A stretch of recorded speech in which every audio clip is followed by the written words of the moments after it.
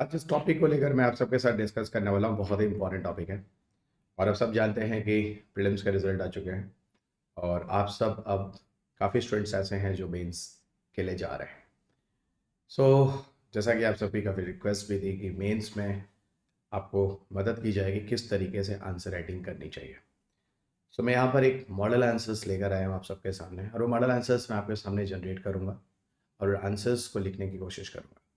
किसी आंसर्स में कौन कौन से पहलू होनी चाहिए उन चीज़ों को हम टच करेंगे। ये वीडियो आप सबके लिए बहुत ही महत्वपूर्ण है। और आगे भी आप में से जितने स्टूडेंट्स मेंस का आंसर लिखेंगे, मेंस आंसर राइटिंग में जाएंगे, उन सबको कुछ चीज़ों का ख्याल रखना बहुत ज़रूरी है। इनमें से क्या ध्यान रखना है, किन चीज़ों को लेके चलना है, किसी आंसर्स का स्ट्रक्चर क्या होना चाहिए, इन सब को लेकर हम लोग यहाँ बात करने वाले हैं। मैं डॉक्टर रवि गिरी आप सबका अनअकैडमी के ऑनलाइन प्लेटफॉर्म में हार्दिक स्वागत करता हूँ। पिछले 18 सालों से मैं आपकी क्लासेस लगातार ले रहा हूँ। मेरी एक संस्था है पूर्वांचल इसके नाम से, जहाँ का मैं डायरेक्टर हूँ गोरखपुर में, जहाँ मैं आपको फेस टू फेस कक्षाएं देता हूँ। मेरी 2 किताबें आती हैं साइंस टेक एंड एनवायरमेंट में, जो मैकग्रा-हिल से पब्लिश होती हैं। You must have to read that, बहुत ही इंपॉर्टेंट है। इसके अलावा मेरे टेलीग्राम चैनल आप स्क्रीन पे देख सकते हैं, जहाँ पर आप मेरे पीडीएफ के लिए मुझे हमेशा फॉलो करते रहें। मेरे वीडियोस के लिंक भी यहाँ मिल जाते हैं। अनअकैडमी प्रोफाइल पर मेरी जो क्लासेस हैं वो दिए गए लिंक पर आपको हमेशा मिल जाती हैं। यहाँ पर आप मेरी प्लस की क्लासेस, इसके अलावा स्पेशल क्लासेस भी मुझे फॉलो कर सकते हैं। मेरा कोड रवि यूपीएससी है। कोर्स को ज्वाइन करते समय कभी भी इसको यूज़ करेंगे तो आपको फीस में डिस्काउंट दे दिया जाता है। इंडिया के बेस्ट एजुकेटर यूपीएससी सीएससी की जो क्लासेस लेते हैं, आप सबको आज लाइव लेसन लेते हुए अनअकैडमी पर मिल जाते हैं। अनअकैडमी आपको 20% डिस्काउंट और साथ साथ आपको जो प्रिंटेड बुकलेट्स है वो भी आपको साथ साथ दे रहा है। इधर के कोर्सेज अगर आप ज्वाइन करते हैं तो कॉम्प्रिहेंसिव कवरेज आपको पूरे टॉपिक्स के मिल जाते हैं, पीवाईक्यूज मिल जाते हैं, साथ साथ माइंड मैप्स और पूरे मटीरियल्स अपडेट। इसको एज जितना जल्दी पॉसिबल इसको कोर्स को सब्सक्राइब कीजिए।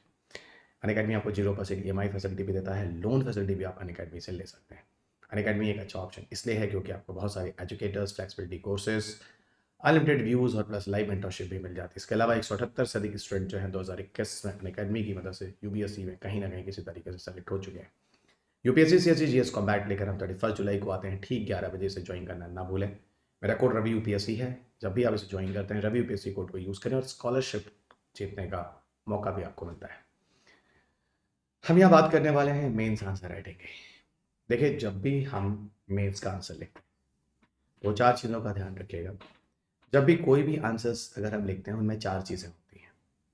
ओके, जैसे एक इंट्रोडक्शन का पार्ट होता है। जिस टॉपिक से जुड़ा हुआ कोई क्वेश्चन पूछता है, एक्चुअल में वो टॉपिक क्या होता है, वो उसका एक इंट्रोडक्शन है। ओके, मैं आपको अभी समझाता हूँ, कुछ एग्जाम्पल्स देकर दिखाता हूँ। मेन बॉडी जो होती है, एक्चुअल में जिस थीम पर क्वेश्चन पूछा गया है उसे कहते हैं मेन बॉडी। कंक्लूजन, जब आप आंसर को समाप्त कर रहे होते हैं तो इस पूरे के पूरे डिस्कशंस में आपके जो अपने व्यक्तित्व मतलब इन डिस्कशन के बाद जो आपका निखर कर आता है, निकल कर आता है, उसको आप वहाँ पे सम अप करते हैं। और वे फॉरवर्ड का मतलब होता है जो चीज़ आपने जिसके बारे में आंसर लिखा है उसे भविष्य को लेकर कैसे देखते हैं, क्योंकि हर चीज़ों को भविष्य के साथ जोड़ना आवश्यक होता है। पास्ट हमेशा एक अनुभव होता है, प्रेजेंट हमारा एक वर्क होता है, और फ्यूचर हमारी उम्मीद होती है। तो हमेशा हम वे फॉरवर्ड में एक उम्मीद को लिखते हैं कि आगे क्या होने वाला है, हम क्या करने वाले हैं, देश क्या करने वाला है, समाज क्या करने वाला है। इन चारों चीज़ों को ध्यान में रखकर हमारा एक मेंस का उत्तर तैयार होता है। तो जब भी आप साइंस टेक में कोई आंसर लिखने जाते हैं तो सबसे पहले आप जिस भी कंसेप्ट पर पूछे, जैसे मान लीजिए कि सोलर एनर्जी रिन्यूएबल एनर्जी से कैसे बेहतर है, तो यहाँ कीवर्ड्स आपका सोलर एनर्जी है, क्योंकि सोलर एनर्जी को बेहतर ठहराने के लिए कन्वेंशनल एनर्जी से आपसे क्वेश्चन पूछा जा रहा है, तो you must have to describe actual में सोलर एनर्जी होती क्या है। फिर पूछा जा रहा है कैसे वो बेहतर है, तो कैसे वो बेहतर है वो एक्चुअल में क्वेश्चन पूछा गया जो उसका मेन बॉडी है। और अंत में आप उसको कंक्लूजन में लिखेंगे, भाई देखो ये सारी चीज़ों के बेसिस पर हम क्या कहेंगे कि सोलर एनर्जी कैसे क्या है। और वे फॉरवर्ड का मतलब भाई भविष्य में हम क्या करने वाले हैं। ठीक है, अगर 2030 में ग्लासगो सम्मेलन में मोदी जी का कहना है कि हम 500 gigawatt power generation renewable energy से करने वाले हैं, तो पक्का ये समझ में आना चाहिए कि वे फॉरवर्ड में भविष्य में हम सोलर एनर्जी का अच्छा खासा उपयोग करने वाले हैं। अब दूसरी बात ये होती है कि जो हमारे पेपर में जो प्रश्न आते हैं उनके वर्ड लिमिट्स होते हैं। आप सब जानते हैं 150 वर्ड से लेकर 100 वर्ड से लेकर आपके पेपर के जो क्वेश्चंस होते हैं वो 250 वर्ड्स तक होते हैं। और इसके अनुरूप ही आपके क्वेश्चन के पेपर के जो मार्क्स होते हैं वो बदलते रहते हैं। ये 15 मार्क्स होता है, 12.5 मार्क्स होता है, 10 नंबर होता है और 7.5 मार्क्स होता है। इन मार्क्स के हिसाब से आपके वर्ड लिमिट्स, ये वर्ड लिमिट्स होती है और ये आपके मार्क्स होते हैं। यानी आपको ये भी ध्यान में रखना है कि कितने मार्क्स के क्वेश्चंस आपके पेपर में आते हैं, कितने वर्ड्स में आपको लिखने होते हैं, उसी के अनुरूप आपको अपने आंसर्स को लिखना होता है। अब मान लीजिए कोई क्वेश्चन है जो 200 वर्ड्स में आता है, 12.5 मार्क्स का 200 वर्ड्स में आता है, तो हमेशा आपको कोशिश करनी होती है कि इंट्रोडक्शन लगभग 10% भाग में हो जाना चाहिए, तकरीबन 20 words plus minus 2 4 5 words. Main body आपको तकरीबन 75% हो जाना चाहिए। कंक्लूजन आपको अराउंड 10% हो जाना चाहिए। अवे फॉरवर्ड तकरीबन 5% हो जाना चाहिए। यानी कहने का सीधा मतलब है आपके पेपर में जो एक्चुअल में पूछा गया वो आपकी मेन बॉडी है, लेकिन जिस चीज़ से जुड़ा हुआ कोई प्रश्न पूछा होगा वो क्या होता है वो ऑटोमेटिक एक इंट्रोडक्शन हो जाता है उसके बारे में। और जो आपने डिस्कशंस किए हैं, जो चीज़ें की हैं, उसके बेसिस पर आप पे क्या निष्कर्ष निकलते हैं, इन बेसिस पर जो आपने मेन बॉडी में बात की है उसको कहते हैं कंक्लूजन्स। अवे फॉरवर्ड होते हैं आगे की राह। इन चीज़ों को आगे आप कैसे जोड़ते हैं। चलिए, इन चीज़ों को समझाने के बाद मैं आपको कुछ चीज़ें और बता दूं जो ज़रूरी है। 200 वर्ड्स का मतलब ये नहीं होता कि आप गिन कर 200 वर्ड्स लिखें। पहली बात तो जब आप आंसर लिखते हो तो आपको एक आइडिया लग जाता है कितने बड़े पैराग्राफ में, कितने पेज में आपके कितने वर्ड्स हो जाते हैं। सो 200 वर्ड का मतलब होता है कि देखो प्लस माइनस 20 से 30 वर्ड्स का कोई वैल्यू नहीं होता है। तो आप अगर 180 वर्ड से लेकर 220 वर्ड्स के बीच में भी रहते हैं, that is not a matter. आपको घबराने की बात नहीं है, लेकिन ध्यान रखेंगे हमेशा कम से कम बातों में, कम से कम बातों में ज़्यादा से ज़्यादा कहने की आदत डाल लें। कम से कम बातों में ज़्यादा से ज़्यादा कहने की आदत डाल लें। कहने का अभिप्राय है कि मैं हमेशा उस क्वेश्चन को बेटर मानूंगा जो किसी 200 वर्ड्स के क्वेश्चन का आंसर 180 185 तक खत्म कर दे या 190 तक खत्म कर दे। मैं कभी नहीं कहूँगा कि आप 200 क्वेश्चन का आंसर 210 या 220 वर्ड्स में जाइए। रीज़न क्या होता है कि अगर 200 वर्ड्स के क्वेश्चंस होते हैं, आपको पता है 12.5 मार्क्स के क्वेश्चंस आपके पेपर में अगर देखे जाएं तो कुल 20 क्वेश्चंस आएंगे, जिसका मार्क्स टोटल 250 होगा। 250 मार्क्स का क्वेश्चन होगा। 12.5 मार्क्स के हिसाब से अगर 20 क्वेश्चन आते हैं तो 250 मार्क्स होते हैं, यही आपका पेपर होता है। और 200 वर्ड्स के अगर कुल 10 क्वेश्चन आगे ओके 200 वर्ड्स के आपके कुल 10 क्वेश्चन आते हैं, ओके 10 क्वेश्चन 2000 ये हो गया, तो सॉरी टोटल 20 क्वेश्चन आते हैं, तो आपके टोटल वर्ड्स कितने होते हैं 4000 वर्ड्स। तो सीधा कहने का मतलब है आपको एक पेपर में 400 वर्ड्स लिखने हैं। कितने लिखने हैं? 4000 वर्ड्स लिखने हैं। अब आप खुद सोचिए 3 घंटे के पेपर में 4000 वर्ड्स को लिखना कितना आसान है या कितना जटिल है। इसीलिए आपको अपने पेपर में प्रैक्टिस जरूर होनी चाहिए।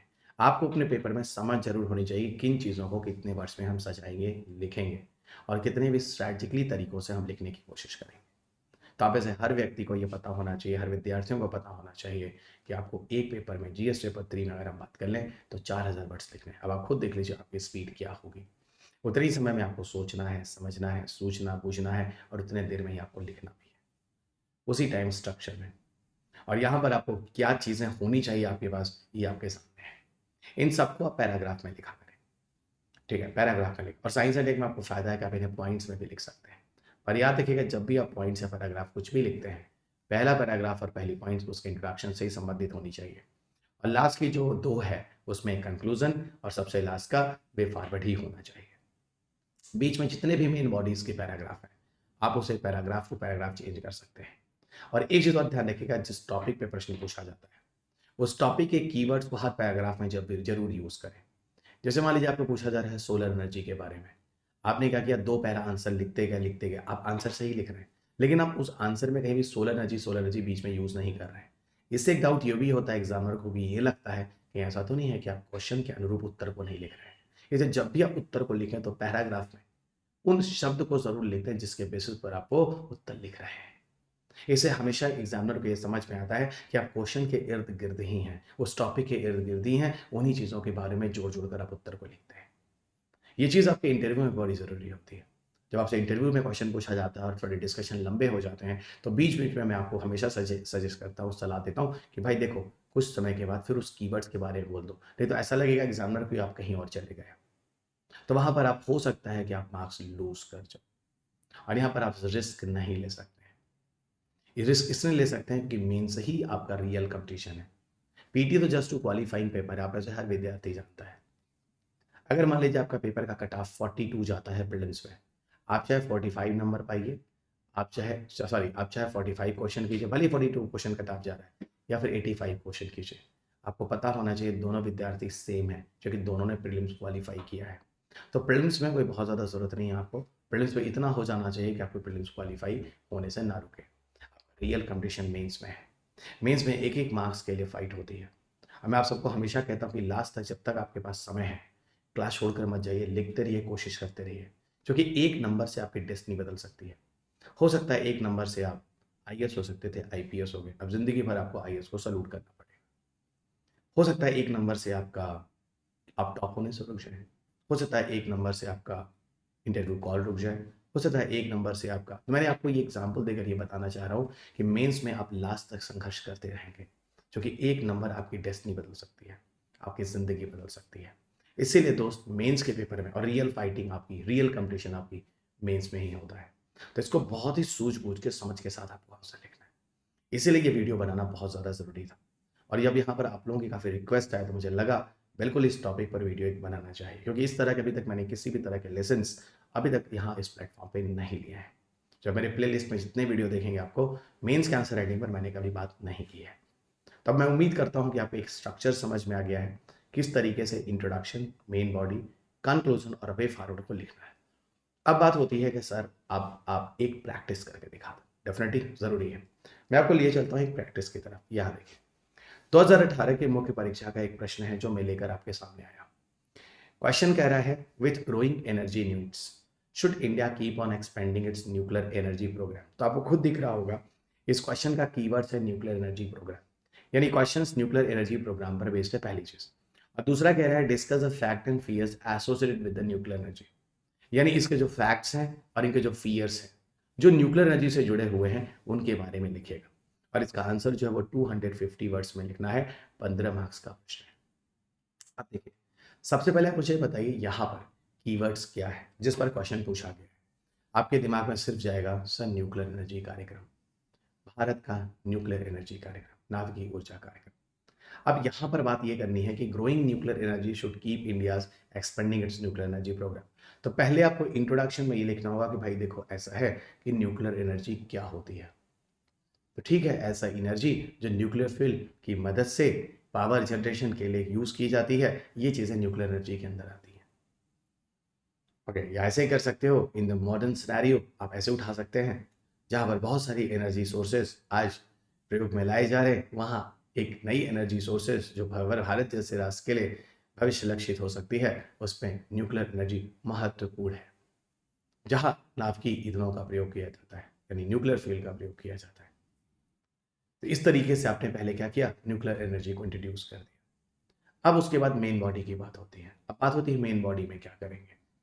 मेन बॉडी में देखिए, ध्यान रखें, यहाँ पे एक क्वेश्चन में दो पार्ट है, यानी आपको दोनों पार्ट को अलग अलग से रखना। पहले पार्ट में कह रहा है कि इंडिया को नवीकरणीय ऊर्जा कार्यक्रम को लगातार बढ़ावा देते रहना चाहिए, तो फर्स्ट पार्ट के एक्सपेंशन हमेशा करते रहना चाहिए। और दूसरा पॉज है, इसके फैक्ट्स और इसके फियर्स क्या है, यानी इसके बारे में और इसके अगेंस्ट में जो जो पॉइंट्स हैं, ये उसका दूसरा पहलू है।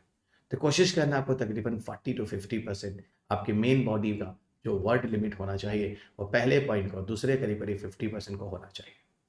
यानी अगर आपका 250 वर्ड का क्वेश्चन है, 25 वर्ड के आपके इंट्रोडक्शन हो चुके हैं, ओके, आपके करीब करीब 40 वर्ड्स के आपके कंक्लूजन, कंक्लूजन और वे फॉरवर्ड होने वाला है। ठीक है, तो आपके पास टोटल वर्ड्स जो बनते हैं, उन वर्ड्स में 50% में पहला पार्ट और 50% में दूसरा पार्ट, आपको दो पैराग्राफ की तरह से आपको आंसर लिखना होगा। ठीक है, याद रखिएगा जो मैं आपको बता रहा हूँ। अब बात होती है, ठीक है, इंडिया में growing energy need should India keep on expanding nuclear energy programme. आपको बताऊं, भारत में जितने भी प्रयास चल रहे हैं, कोई किसी से खराब नहीं है, और हर चीज़ों का कोई ना कोई महत्व है, और हर चीज़ों के पीछे कोई ना कोई कमियां हैं।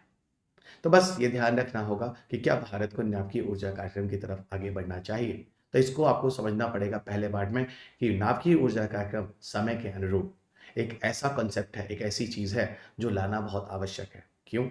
अगर हम कोयलों को यूज़ करते हैं, ध्यान दें, अगर हम कोयले को यूज़ करते हैं, ठीक है, आज पूरे इंडिया में लगभग 60% पावर जनरेशन हम कोयले से कर रहे हैं, लेकिन साथ ही साथ हम इससे पॉल्यूशन भी कर रहे हैं, साथ ही साथ हम इससे पॉल्यूशन भी कर रहे हैं।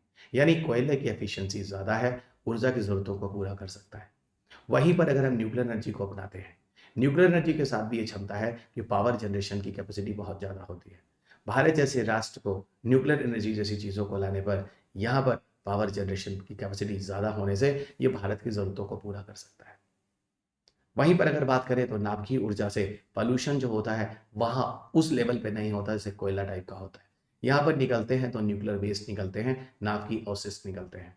न्यूक्लियर वेस्ट को हम रिप्रोसेसिंग प्लांट में ले जाकर उनकी रिसाइकलिंग कर लेते हैं, तो यहाँ पर नाभिकीय ऊर्जा हमें एक अच्छे तरीके से मिला। नाभिकीय ऊर्जा में यहाँ पर कोई वायु प्रदूषण नहीं होने वाला। अगर न्यूक्लियर वेस्ट होगा भी तो उसे रिप्रोसेसिंग प्लांट में जाकर उसकी उसकी रिसाइकलिंग कर लेते हैं। दूसरा, भारत जैसे कंट्री को ऐसी ऊर्जा चाहिए जो कम समय में ज़्यादा से ज़्यादा जनरेट हो सके। नाभिकीय ऊर्जा में ऐसा गुण होता है कि बहुत ज़्यादा अथाह ऊर्जा बनाने की क्षमता रखता है। यानी कहने का मतलब है, आपको समझ में आ गया होगा कि इंडिया को नाभिकीय ऊर्जा कार्यक्रम की तरफ क्यों जाना चाहिए। ठीक है, अब यहीं पर बात हो रही है, चलो दूसरे पार्ट में थोड़ा समझिएगा चीज़ों को क्या कह। अब कह रहा है discuss the fact and fears. तो फैक्ट के बारे में अगर आप कहें तो कह सकते हैं कि भाई इसीलिए देखिए भारत में तारापुर जैसे न्यूक्लियर पावर प्लांट बनाए गए हैं। साथ ही साथ इसके बारे में अगर हम बात करें, कुडनकुलम बहुत तरह इस तरह चीज़ें बनाई गई हैं और भविष्य में हम कई न्यूक्लियर रिएक्टर्स को लगाने की बात कर रहे हैं। अब यहाँ पर आपको ये देखना चाहिए कि भारत में न्यूक्लियर एनर्जी कार्यक्रम के फैक्ट्स ऑफ क्या क्या है। अभी सिर्फ ईयर्स की बात करें, न्यूक्लियर एनर्जी के फैक्ट्स में अगर हम बात करेंगे ना, तो न्यूक्लियर एनर्जी फैक्ट्स में सिर्फ और सिर्फ यहाँ पे इन्होंने एनर्जी नीड्स पूछा है, ज़रूरत ऊर्जा के लिए। वो अलग बात है कि न्यूक्लियर एनर्जी के अगर हम फैक्ट्स के बारे में जाएं तो यहाँ पर न्यूक्लियर मेडिसिन जैसी चीज़ें भी आती हैं। वही रेडिएक्टिव एलिमेंट या वही फ्यूल्स जिसको आप एज अ फ्यूल की तरह यूज़ करते हैं, उनको हम यूज़ कर सकते हैं कहाँ? उनको हम यूज़ कर सकते हैं, रेडिएक्टिव एलिमेंट जो उनको हम यहाँ यूज़ कर सकते हैं किसी मेडिकल ट्रीटमेंट के लिए। अब कोबाल्ट जैसे आइसोटोप्स हैं, इनका उपयोग कैंसर में कर लीजिए। गामा रेडिएशन थेरापी है, कैंसर में कर लीजिए। आयोडीन के आइसोटोप्स हैं, घेंगा नामक बीमारी में कर लीजिए, क्वाइटर नामक डिजीज में। तो ये यहाँ पे आपके कॉन्सेप्ट हो जाते हैं। फियर्स में बात करें तो ठीक है ना, फियर्स में चिन्नोबल जैसे डिजास्टर भी हो सकते हैं। फियर्स में क्या है, फियर्स में अगर हम बात करें तो फियर्स में आपको चिन्नोबल जैसे डिजास्टर मिल सकते हैं। ठीक है कि ठीक है, जैसा चिन्नोबल में डिजास्टर हुआ, पूरा का पूरा रिएक्टर फट गया, उस तरह की घटना हो सकती है। फियर में जो कि फुकुशिमा में हुआ उसके बारे में देख सकते हैं, फुकुशिमा में हुआ उसको देख सकते हैं, जापान में सुनामी आने पर। फियर्स में क्या है, जो जो वेस्ट निकलते हैं, जो वेस्ट निकलते हैं उनकी रिसाइकलिंग। ठीक है, इसके अलावा जो रिएक्टिव एलिमेंट होते हैं उनकी हैंडलिंग, उनको एक जगह से दूसरी जगह ले जाना, क्योंकि रेडिएशन हो सकता है, उस तरह की चीज़ें बहुत बचा के करनी पड़ती हैं चीज़ें। ये इस तरह के आपके फियर्स हो जाते हैं। अब बात होती है सर कंक्लूजन में क्या करेंगे। कंक्लूजन हमेशा याद रखिएगा, कंक्लूजन में हमेशा कोशिश कीजिए पॉजिटिव ही लिखने की। आपके पेपर में कभी भी निगेटिव बातें पूछी ही नहीं जाती, तो कंक्लूजन में आप उसका पॉजिटिव ही लिखेंगे। ये लिखेंगे कि भारत जैसे राष्ट्र को एक वैकल्पिक ऊर्जा के रूप में न्यूक्लियर ऊर्जा एक एक अच्छा विकल्प हो सकता है, क्योंकि भारत जैसी कंट्री में जहाँ इंफ्रास्ट्रक्चर और इंडस्ट्रीज का ग्रोथ अभी होना बाकी है, वहाँ पर ऐसी ऊर्जा चाहिए जो बड़े लेवल पर एनर्जी का प्रोडक्शन कर सके, और न्यूक्लियर एनर्जी में वो ऑप्शन है। ठीक है, तो आपने इसको कंक्लूजन में न्यूक्लियर एनर्जी की बात कर दी। ठीक है, जहाँ एक तरफ न्यूक्लियर एनर्जी के बहुत सारे लिमिटेशंस हैं, वहीं पर न्यूक्लियर एनर्जी दूसरी तरफ भारत जैसे कंट्री को कोयले का एक विकल्प हो सकता है। और साथ ही साथ सर अब वे फॉरवर्ड में क्या करें, वे फॉरवर्ड में भी लिख दीजिए। आज थी, अब वे फॉरवर्ड में हमेशा भविष्य के साथ कुछ जोड़िए, हमेशा मैंने बोला तो जोड़ दीजिए। आज भारत में लगभग 2 से 3% इलेक्ट्रिसिटी न्यूक्लियर एनर्जी से जनरेट हो रही है, लेकिन वहीं भारत में 2050 तक वहीं भारत में 2050 तक 25% न्यूक्लियर एनर्जी के बेसिस पर पावर जनरेशन की बात कर रहा है, जिसके लिए हमारी सरकार अथाह कोशिश कर रही है और नए नए रिएक्टर जो है लगाए जा रहे हैं। अब आपने वे फॉरवर्ड के साथ जोड़ दिया। यहाँ पर मैंने आपको जिन पहलुओं को लेकर बताने की कोशिश की है, यहाँ पर मैंने हर चीज़ को कवर करने की कोशिश की है। और सबसे पहले मैं आपको पीछे लिए चलता हूँ, मैंने पूरे के पूरे टॉपिक्स में इंट्रोडक्शन, मेन बॉडी, कंक्लूजन और वे फॉरवर्ड का पूरा ध्यान रखा है। उम्मीद करता हूँ ये लेक्चर आपको काफ़ी हद तक समझ में आया होगा और आपको आंसर राइटिंग में एक तरीका समझाने की कोशिश किया होगा कि एक्चुअल में आंसर राइटिंग पे कैसे जाना चाहिए। तो साइंस एंड टेक में क्वेश्चंस के आंसर्स को ध्यान रखिएगा। मेन बॉडी एक्चुअली वही होता है जिस पर थीम होकर कोई क्वेश्चन बनाया जाता है। सो इन सारे के सारे वीडियोस लगातार मैं बनाता रहता हूं, और आपके अपने जो ऑप्शंस होते हैं, मैं आपसे इतना बोलूँगा कि आप मुझे टेलीग्राम ग्रुप पर लगातार मैसेज करते रहें, मुझे अपडेट देते रहें, जहाँ मैं आपको लगातार नए नए वीडियोस आपकी आवश्यकता के अनुसार आगे भी देता रहूँ। ये मेरा टेलीग्राम चैनल है जहाँ पर आपको मेरे पीडीएफ मिलते रहते हैं। ये मेरा नीचे आप अनअकैडमी प्रोफाइल देख सकते हैं जहाँ पर मेरी प्लस की क्लासेस और बहुत सारी स्पेशल क्लासेस जो कि निःशुल्क होती हैं वो भी मिल जाती हैं। रवि पीसी मेरा कोड है। जब भी आप कोर्स को ज्वाइन करते हैं रवि पीसी कोड को यूज़ करने पर आपको अतिरिक्त फीस में डिस्काउंट मिल जाता है। Legend wisdom series road to LBS करके 20 जुलाई से हमने एक ऑप्शन एक अच्छा एक ऑप्शन है जो आप लोगों के लिए जनरेट किया है जहाँ पर आप लोगों की आंसर राइटिंग आपकी पर्सनालिटी डेवलपमेंट में काफ़ी मदद मिलने वाली है। इसमें हम बहुत सारे कंसेप्ट को लेकर हमारे जो एजुकेटर्स हैं वो आप सबके साथ लगातार जुड़ते रहते हैं। सो इसे सब्सक्राइब करें, एनरोल करें और उनका फ़ायदा उठाएं। साइंस एंड टेक एनवायरमेंट की क्लासेस जो बहुत ज़्यादा डायनेमिक विषय है, इस विषय को जिस तरह से लोग कह देते हैं कि करंट अफेयर्स पढ़ लीजिए, कुछ किताबें पढ़ लीजिए और निकल जाएगा, ऐसा ये विषय है नहीं दोस्त। इस विषय में भी ढंग से आपको पूरी तैयारी करनी होगी। लगभग 30 प्लस क्वेश्चन आपको इन्हीं 2 सब्जेक्ट से आते हैं। आप मुझे ज़रूर सुनें, मेरी किताबें ज़रूर पढ़ें। आप में से हर विद्यार्थी 20 क्वेश्चन आसानी से कर सकता है। क्वेश्चन इतना टफ नहीं आता और क्वेश्चन ऐसा भी नहीं है कि आपको करंट अफेयर से ही आ जाता है। तो चीज़ों को बहुत बैलेंस में करने की आवश्यकता है और आप ऐसे काफ़ी विद्यार्थियों ने मेरे कोर्स कर रखे हैं, मेरी किताबें पढ़ते रहते हैं, काफ़ी टॉपर्स के व्यूज़ भी सुनते रहते हैं उन किताबों को लेकर। तो उम्मीद करता हूँ आगे भी आपके लिए अनअकैडमी के प्लेटफॉर्म पर और भरपूर कोशिश कर सकूँगा। मेरे कोर्सेज़ प्लस कोर्सेज़ पे आप ज्वाइन कर लें और रवि यूपीएससी कोर्स मेरा कोड है जो कि आप यूज़ करें जब भी आप कोर्स को ज्वाइन करते हैं। ये मेरा कॉन्टैक्ट नंबर है। अगर मुझसे आपको किसी तरह की हेल्प चाहिए या कोई डाउट है तो आप मुझे दिए गए नंबर पर संपर्क कर सकते हैं 7825860259। अंत में इतना ही बोलूँगा दोस्त, धन्यवाद मुझे सुनने के लिए, अटेंशन देने के लिए। इस चैनल को सब्सक्राइब करना मत भूलिएगा, इस वीडियो को लाइक और शेयर करना मत भूलिएगा। और हाँ, पीडीएफ को जाकर टेलीग्राम ग्रुप से ले लें और इस बेल आइकॉन को ज़रूर बजाइएगा ताकि आगे के नोटिफिकेशन भी आपको मिलते रहें। सो दोस्त, अगले लेसन में आपके साथ फिर मुलाकात होगी। तब तक अपना ख्याल रखें, स्वस्थ रहें, खुश रहें, मस्त रहें। जय हिंद। और हाँ, नीचे कमेंट बॉक्स में ज़रूर बताइएगा इस लेसन को सुनने के बाद आपको कितना फ़ायदा हुआ।